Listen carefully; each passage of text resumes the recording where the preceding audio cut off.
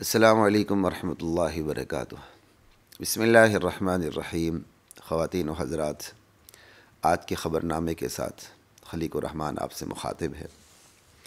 آج کی پہلی خبر بڑی دلچسپ ہے اور مجھے تو بڑی اچھی لگ رہی ہے۔ اس لیے اچھی لگ رہی ہے کہ کارکنوں کو قیادت کا پتہ بھی چل رہا ہے اور کارکن اب ہوشیار ہو رہے ہیں۔ وہ دور اب گزر رہا ہے جب قیادت جو ہے وہ ٹھنڈے کمروں میں چائے کی پیالی میں طوفان برپا کرتی تھی اور اس کے جیالے متوالے مار روڈ پہ آ کے خود پر تیل چھڑک کر آگ لگا دیتے تھے۔ اب وہ وقت خدا حافظ کہہ رہا ہے۔ بڑی اچھی خبر ہے۔ خبر یہ ہے کہ کارکنوں کا بشرا گنڈا پور کے بغیر آگے بڑھنے سے انکار۔ کمال ہو گئی نا۔ پی ٹی آئی کارکنوں نے بشرا بی بی اور علی امین گنڈا پور کے بغیر آگے بڑھنے سے انکار کر دیا۔ احتجاجی مارچ کے دوران برہان کے علاقے میں احتجاجی مارچ جب برہان کے علاقے میں پہنچا تو پولیس کی شیلنگ پر کارکنوں کو آگے بڑھنے کا کہا گیا۔ ماشاءاللہ، پولیس کی شیلنگ ہو رہی تھی اور کہا کارکنوں کو آگے بڑھو، جبکہ علی امین گنڈا پور اور بشرا بی بی والا کنٹینر پیچھے پیچھے رہنے لگا۔ کیا کمال کی بات ہے۔ قائد کسے کہتے ہیں؟ قائد کہتے ہیں آگے ہوتا ہے، قوم کو اپنے پیچھے لگاتا ہے۔ قائد سائق نہیں ہوتا، سائق کہتے ہیں پیچھے سے ہانکنے والا۔ آج کا جو لیڈر ہوتا ہے نا، آج کا لیڈر ڈیلر ہے، وہ ڈیل کرتا ہے۔ آج کا قائد سائق ہے، وہ ہانکتا ہے، یا قوم جس طرف جا رہی ہوتی ہے دوڑ لگا کے اس طرف ہی آگے جا کے قیادت کر رہا ہوتا ہے۔ قائد یہ ہوتا ہے کہ اگر قوم غلط سمت میں جا رہی ہے تو اس کو سیدھی سمت میں لانے کی کوشش کرتا ہے اور آگے ہوتا ہے، پھر خود اپنوں کے بھی پتھر کھاتا ہے۔ خیر، ایک الگ موضوع، پھر کبھی اس پہ بات کریں گے، لیکن یہاں بڑی دلچسپ بات اتنی کافی ہے کہ پولیس کی شیلنگ کے دوران کارکنوں کو آگے بڑھنے کا کہا گیا، جبکہ علی امین گنڈا پور اور بشرا بی بی والا کنٹینر پیچھے پیچھے رہنے لگا۔ کارکنان نے جب کنٹینر کو پیچھے رہتے دیکھا تو مطالبہ شروع کر دیا کہ وزیر اعلیٰ آگے بڑھے تو ہم بھی بڑھیں گے، انہیں چھوڑ کر آگے نہیں جائیں گے۔ کمال ہو گئی نا۔ اسے کہتے ہیں شعور، اور یہ جو شعور ہے یہ دکے کھانے سے حاصل ہوتا ہے، بادام کھانے سے حاصل نہیں ہوتا، ٹھوکریں کھانے سے حاصل ہوتا ہے۔ اس پر اتنی بات کافی ہے، لیکن بڑی دلچسپ بات ہے۔ کارکنوں نے کہا قائد آگے ہو جائیں، وہ پتھر کھائے، پھر ہم بھی پتھر کھائیں گے، ورنہ نہیں، اور ایسا ہی ہونا چاہیے۔ جمہوری کارکن تو اندھا ہوتا ہے، اس کی کوئی اوقات تھوڑی ہوتی ہے، وہ تو ایک زندہ لاشا ہوتا ہے۔ جمہوریت دفاع کریں، اس پہ اب خیر جمہوریت پہ تو ہم خیر بات کرتے رہتے ہیں، اس خبر پہ اتنی بات کافی ہے۔ آگے چلتے ہیں دوسری خبر کی طرف۔ لوگوں کی نظر میں بڑی کمال کی خبر ہوگی، لیکن میری نظر میں بڑی دردناک خبر ہے۔ دل خون کے آنسو ہوتا ہے، اللہ کی قسم۔ ریکارڈک حصص کی فروخت سعودیہ سے معاہدے کا مسودہ تیار کرنے کے لیے مذاکراتی کمیٹی تشکیل۔ خواتین و حضرات، آپ کو پاکستان کے ریکارڈک ذخائر کا پتہ ہوگا۔ یہ ریکارڈک جو ذخائر ہیں، تھوڑی سی بنیادی سی معلومات دے دوں، ورنہ آپ گوگل کر کے دیکھ لیں، آپ کو پتہ چل جائے گا۔ صرف اس پہ تبصرہ اور تجزیہ کرنا مقصود ہے۔ تھوڑی سی معلومات دے دوں۔ پاکستان کے جو ریکارڈک کانے ہیں، ریکارڈک کے ذخائر ہیں، وہ صوبہ بلوچستان کے ضلع چاغی میں ہیں، اور یہ 600 کلومیٹر کی حدود اربع کے اندر ہے، اور 300 سال کی پیداواری استعمال کی صلاحیت رکھتے ہیں یہ ذخائر۔ 300 سال اور 600 کلومیٹر کی حدود اربع میں، اور یہ دنیا کے چند سب سے بڑے سونے اور تانبے کے ذخائر میں سے ایک۔ اس پر ہوا یہ کہ جب پاکستان نے اس ذخائر کی تلاش شروع کی تو پھر غیر ملکی فرموں کے ساتھ، کمپنیوں کے ساتھ پاکستان کے جو معاہدے ہوئے وہ اتنے خطرناک قسم کے تھے کہ چیف جسٹس افتخار حسین چودھری کے دور میں ان بین الاقوامی معاہدات کو کالعدم کالعدم قرار دے دیا گیا سپریم کورٹ آف پاکستان کی طرف سے. اور یہ اچھا ہوا. خواہ مخواہ الزام لگاتی ہیں جی اس نے ایسا کیا, پاکستان پر جرمانہ ہوا. بھئی آپ نے ایسے گندے معاہدات کیے کیوں ایسے معاہدات کیے؟ تو خیر پاکستان پہ جرمانے بھی ہوئے. اب ایک نیا معاہدہ ہو گیا. اس نئے معاہدے میں کہا جا رہا ہے کہ بھائی کہ جو پاکستان پر جرمانے ہوئے تھے معاہدات کو تسلیم نہ کرنے کے نتیجے میں وہ بھی ختم ہو جائیں گے. بہت کچھ لالی پاپ دیا گیا ہے. اس میں ان شارٹ آپ کو صرف اتنی بات بتاتا ہوں کہ یہ جو ذخائر ہیں سونے اور چاندی کے, دنیا کی عظیم ترین ذخائر میں سے, گنے چنے ذخائر میں سے ایک ہے. اور کیا کہتے ہیں, اس میں بلوچستان کا حصہ جو ہے, اس میں جو ریکوڈک کمپنی ہے کینیڈین کمپنی, اس کی 50% شیئرز ہیں. 50% گیا نا, پر 50% تو آپ کا گیا, ختم ہو گیا. اب باقی 50% رہ گیا. باقی 50% میں 25% بلوچستان کے ہوں گے, صوبہ بلوچستان کے, اور 25% وفاق کے ہوں گے, حکومت پاکستان کے, فیڈرل کو کے, ٹھیک ہے, ریاست پاکستان کے ہوں گے. ٹھیک. اب اس 25% جو ریاست پاکستان کے پاس ہے غالباً اسی میں سے ہی ہوگا. ٹھیک ہے. پاکستان اپنا حصہ سعودیہ کو بیچنے جا رہا ہے, اس میں سے 15% حصہ. تو اگر یہ فیڈرل کا حصہ, اور غالباً ایسا ہی ہے کہ فیڈرل کا حصہ ہی بک رہا ہے, تو فیڈرل کے پاس تو پہلے ہی 25% ہیں, تو 15% سعودیہ لے جا رہا ہے. اور اس وقت اس کی قیمت کچھ عرصہ پہلے تک جو ذخائر موجود ہیں وہ 1000 ارب امریکن ڈالر کے برابر ہے. اور یہ بھی کم کہا گیا ہے کہ الکفر ملت واحدہ, کفر تو سارا ایک ہوتا ہے. وہ تھوڑی بتاتے ہیں کہ اتنے زیادہ ذخائر ہیں. وہ تو جب آپ کے معاہدات سائن شائن سارا کچھ ہو جاتا ہے, اس کے بعد جب نکلنا شروع ہوتا ہے پھر پتہ چلتا ہے. اور پھر نکالا کہاں جائے گا, یہ بھی سوالات ہیں. بلوچستان کے ایک اور بہت بڑا مطالبہ یہی ہے کہ بھائی جو کچھ نکالا جا رہا ہے وہیں ہمارے بلوچستان میں وہ ریفائنریز لگائے جائیں, ہمیں پتہ چلے کہ کیا ہو رہا ہے اور کس مالیت کا ذخیرہ نکل رہا ہے, ہمارے سامنے ہو. لیکن خواتین و حضرات, اس پر میں کیا ڈیٹیل میں جاؤں, آپ گوگل پہ دیکھ لیں, دل خون کے آنسور ہوتا ہے. سب سے پہلی بات 50% تو بیرک گولڈ کمپنی کینیڈین نے اٹھا کے لے گئی. باقی 25% بلوچستان اور وفاق میں تقسیم.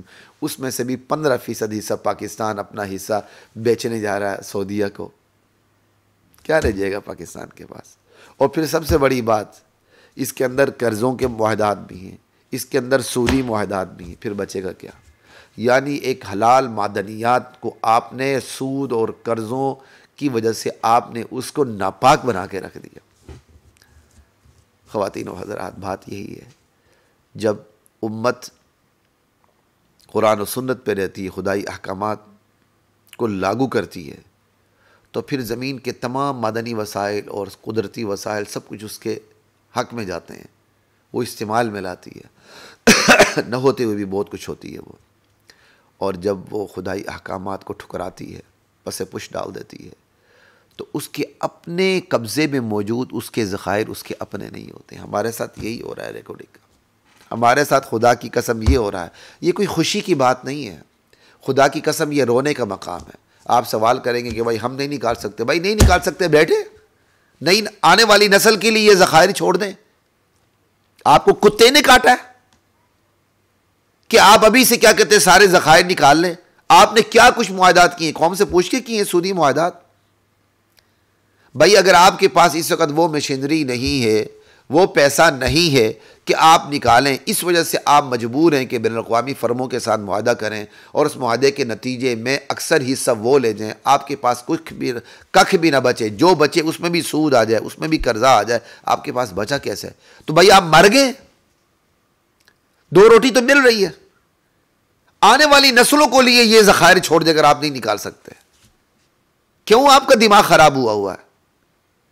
یہ وہ لوگ ہیں جو قوم کے ساتھ اخلاص کا دم بھرتے ہیں. خدا کی قسم یہ سب سے بڑے غدار ہیں جو قوم کی آنے والی نسلوں کے ساتھ غداری کر رہے ہیں. کوئی بھی ہوش رکھنے والا ملک ایسا معاہدہ نہیں کر سکتا کہ اپنے ملک کے قدرتی یا معدنی وسائل 50% حصہ اٹھا کے کسی اور کو دے دے. کیا جی ہم نہیں نکال سکتے، یہ نکالتے ہیں. چائنا کیا کچھ کرتا رہا ہے گلگت بلتستان کے ذخائر کے ساتھ. افسوس کی بات ہے خدا کی قسم. اس پر تو زیادہ بات کرنے کا جی نہیں چاہتا. کیا کیا جائے. آخری خبر کی طرف چلتے ہیں. سپریم کورٹ کی آئینی بینچ نے ہدایات جاری کی ہیں، ڈائریکشن دی ہے کہ تعلیمی اداروں میں انسداد منشیات کے لیے جاسوسی کا نظام قائم کیا جائے. اللہ اکبر. تعلیمی اداروں میں، سنیے گا جی، تعلیمی اداروں میں منشیات کے خاتمے کے لیے، منشیات کی روک تھام کے لیے جاسوسی کا نظام قائم کیا جائے. 3 بڑی چیزیں ہیں. تعلیمی ادارے، تعلیمی اداروں میں منشیات کا بہت بے دریغ استعمال ہے، ایک جیلوں میں اور تعلیمی اداروں میں. ان کے خاتمے کا طریقہ کار کیا ہے؟ جاسوسی کا نظام قائم کرے. ہائے کاش پاکستان بننے کے بعد اس ملک کو اسلامی نظام میں ڈھال دیا گیا ہوتا، اس ملک کے قانونی نظام کو اسلامائز کر دیا گیا ہوتا، اس ملک کے تعلیمی نظام کو اسلامائز کر دیا گیا ہوتا، تو آج یہ دن دیکھنا نہ پڑتے. آج ہمارے تعلیمی اداروں کے اندر تعلیم کے نام پر معلومات ہیں، اور وہ معلومات صرف معدے کے پلاٹ کو بڑا کرنے کے لیے دماغ میں ٹھونسی جا رہی ہیں. دل پر کوئی محنت نہیں. اور انبیاء کی محنت کا مرکز ہمیشہ سے یہ دل رہا ہے. دل.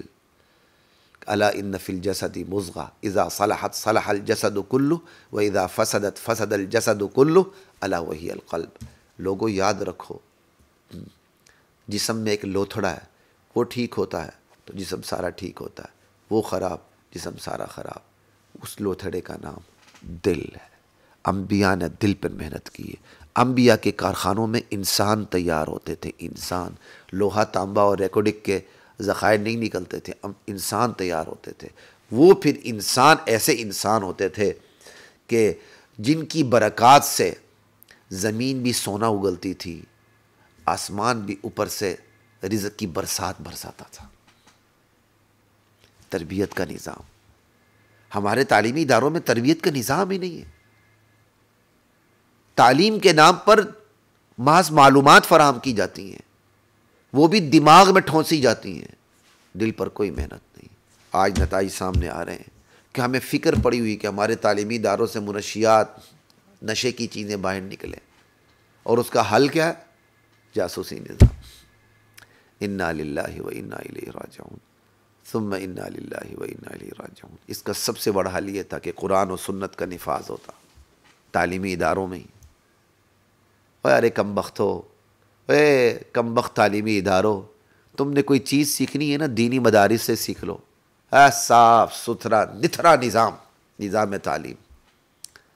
ہم نے پڑھا، اللہ کا شکر ہے. میں کہتا ہوں اللہ کا شکر ہے، میں نے گاٹ کا پانی پیا ہے، میں نے مدرسے کی گاٹ کا بھی پانی پیا ہے، میں نے لاء کالج کی گاٹ کا بھی پانی پیا، اور میں نے باقاعدہ لاء کالج میں پڑھا بھی ہے، لاء پڑھا بھی ہے، لاء کالج میں پڑھایا بھی ہے، یونیورسٹی میں پڑھا بھی ہے، یونیورسٹی میں پڑھایا بھی ہے، مدرسے میں پڑھا بھی ہے، مدرسے میں پڑھایا بھی ہے. صرف پڑھنے کا تجربہ نہیں رکھتا ہوں، سال ہا سال کا الحمدللہ ان تمام میدانوں میں پڑھانے کا بھی تجربہ رکھتا ہوں. خدا کی قسم علی وجہ البصیرت کہہ رہا ہوں. تعلیمی نظام، امتحانی نظام کو دیکھنا ہو، تعلیمی نظام کو دیکھنا ہو، تربیتی نظام کو دیکھنا ہو. ایون تعلیم دی کیسی جاتی ہے، بچے کے اندر اس کے دماغ کو وسعت کیسے دی جاتی ہے، وہ مدارس سے سیکھیں جا کے. ہم پڑھتے تھے مدارس میں، جب تک ہم مدرسے میں پڑھتے تھے، میں اپنی بات کرتا ہوں صرف اپنی ذاتی حد تک، میں ایک کمزور انسان ہوں. میں نے مطالعہ ہدایت النحو سے شروع کر دیا تھا، عربی مطالعہ الحمدللہ. مصباح اللغات اس دور سے میں نے اپنے ساتھ رکھی تھی. میں نے مطالعہ ہدایت النحو سے شروع کر دیا تھا. ثالثہ میں آ کر اصول الشاشی سے میرا مطالعہ کھلنا شروع ہو گیا تھا. شرح جامی الحمدللہ پوری حل کر کے استاد کے سامنے بیٹھتا تھا. آج شرح جامی تو پل صراط لگتی لوگوں کو. بڑی بڑی کتابیں ساری میں حل کر کے استادوں کے سامنے بیٹھتا تھا. رات کو یعنی صبح جو پڑھنا ہے پڑھنے سے پہلے رات کو وہ جتنا پڑھنا ہے وہ سارا حل کر کے، جس طرح ایک استاد پڑھانے کے لیے کتاب کو حل کر کے بیٹھتا ہے، میں پڑھنے کے لیے حل کر کے بیٹھتا تھا. اور یہ اصل طریقہ کار ہے مدارس کا. اور یونیورسٹیوں میں کیا ہوتا ہے؟ یونیورسٹی میں یہ ہوتا ہے کہ بھائی رٹا سسٹم، ٹیچر نے آنا پڑھانا، اس کی کاپی تیار ہونی، اس کو رٹا دینا، امتحان دینا، بس.